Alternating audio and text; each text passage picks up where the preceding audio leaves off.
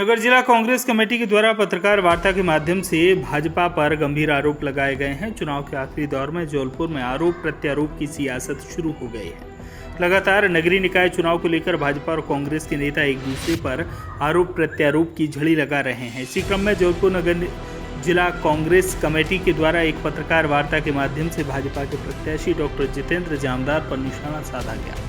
पत्रकार वार्ता को संबोधित करते हुए उत्तर मध्य विधानसभा क्षेत्र के विधायक विनय सक्सेना ने जमकर भाजपा के महापौर पद के प्रत्याशी डॉक्टर जितेंद्र जामदार पर निशाना साधा। उन्होंने कहा कि मेडिकल एसोसिएशन के विभिन्न पदों पर रहते हुए भी डॉक्टर जितेंद्र जामदार द्वारा किसी भी प्रकार का काम कोरोना संक्रमण काल में आम नागरिकों के लिए नहीं किया गया। वहीं डॉक्टर जितेंद्र जामदार द्वारा रेमडीज शिविर इंजेक्शन की कालाबाजारी करने वाली का साथ देते हुए बयानबाजी की गई, जबकि कांग्रेस के प्रत्याशी जगत बहादुर सिंह अन्नू के द्वारा लगातार समाज सेवा के कार्य कोरोना संक्रमण काल में किए गए।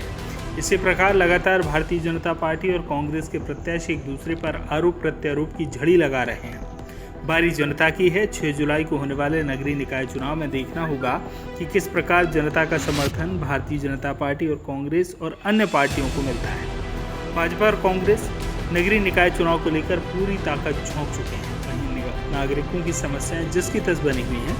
बारिश के कारण जगह जगह जल भराव की स्थिति बन रही है, पर नेता एक दूसरे पर आरोप ही लगा रहे हैं। जनता की समस्याओं को लेकर किसी बात का ध्यान किसी भी राजनीतिक पार्टी का नहीं है, चाहे भाजपा हो या कांग्रेस। सब अपनी राजनीति को ही सेकने में लगे हुए हैं और जनता के कंधे पर बंदूक रखकर चलाने के लिए उतारू हैं।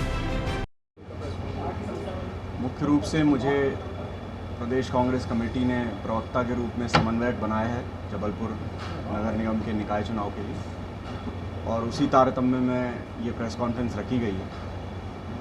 प्रयास ये रहेगा कि समन्वयक के पद पर रहते हुए मैं जो भी कांग्रेस की रीति नीति है और हमारे जो उम्मीदवार हैं उनके जो संकल्प पत्र में जो उनने वचन जनता की आगे की बढ़ोतरी और जबलपुर के विकास के लिए कहा है, उस बात को आप लोगों के माध्यम से जनता तक पहुंचाया जाए।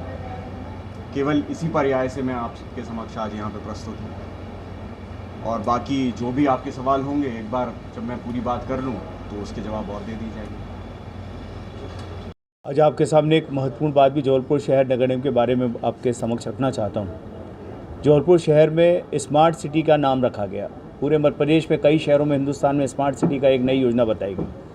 मैं आम नागरिकों को ये बताना चाहता हूँ कि स्मार्ट सिटी नाम की कोई अलग सी योजना नहीं है।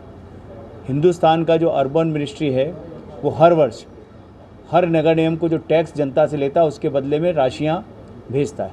आपको याद होगा माननीय मनमोहन सिंह जी के समय 1929 करोड़ रुपए जबलपुर शहर को दिया गया था, और वो उसमें सिर्फ 20% राशि जबलपुर नगर निगम को मिलानी थी और मध्य प्रदेश सरकार को देनी थी। आज जो स्मार्ट सिटी है मात्र 100 करोड़ रुपये प्रति ईयर भेजा जा रहा, प्रत्येक वर्ष भेजा जा रहा, उसमें 50% राशि प्रदेश सरकार को मिलानी। मतलब आप देखिए, एक तरफ नज़रिया, एक तरफ सोच, एक तरफ मानसिकता, और उसके बावजूद भी ऐसा ढिंडोरा पीटा कि माननीय शिवराज सिंह जी कह रहे थे जबलपुर शहर में 4000 करोड़ का निवेश होगा। जब पूछा गया ये निवेश होगा, बोले जब जबलपुर में स्मार्ट सिटी बनेगी तो मल्टी स्टोरेज बिल्डिंग बन जाएगी, और उसके बाद जबलपुर में विदेशों से निवेश आएगा, उसको मिला के 4000 करोड़ का निवेश की घोषणा की गई थी। मैं आज आपके माध्यम से कहना चाहता हूँ कि स्मार्ट सिटी का हाल जबलपुर शहर ने देखा है। अगर आप ऐसे ही हाथों में जिनकी ना सोच है, ना विज़न है, ना उनकी काम करने की मानसिकता है, जबलपुर शहर में 15 साल से सीवरेज के प्रोजेक्ट जो है अधूरे पड़े हुए हैं और अब तो दफन हो गए। मैं उस समय भी कहता था और आज भी कह रहा हूँ, जबलपुर शहर का जो नाले बनाए गए, जो छोटे कर दिए गए, जिसमें सिर्फ वर्षा ऋतु का पानी जाना था, यानी घरों के जैसे छन्ने लगने थे, उसमें कचरा नहीं जाना था, आज वो कचरे के डब्बे हो गए, और जिसके परिणाम स्वरूप जबलपुर शहर में जहाँ कभी पानी नहीं भरता था आज वो पानी भर रहा है। इन सब बातों को देखते हुए अब उन अनुभवी हाथों को जिन्होंने काम किया है, जो सड़क में उतर सकते हैं, अगर बहता पानी हो, अगर जबलपुर के शहर में पानी भर जाए तो वो सड़कों में उतर के काम कर सकते हैं, जिस तरह जगत बहादुर अन्नू कर रहे हैं। हम लोग ने भी लगातार इसी तरह सड़क पे काम किया है। मैं आप सबसे उम्मीद करता हूं कि जबलपुर शहर का एक नया निर्णय 6 तारीख को आप लोग करेंगे।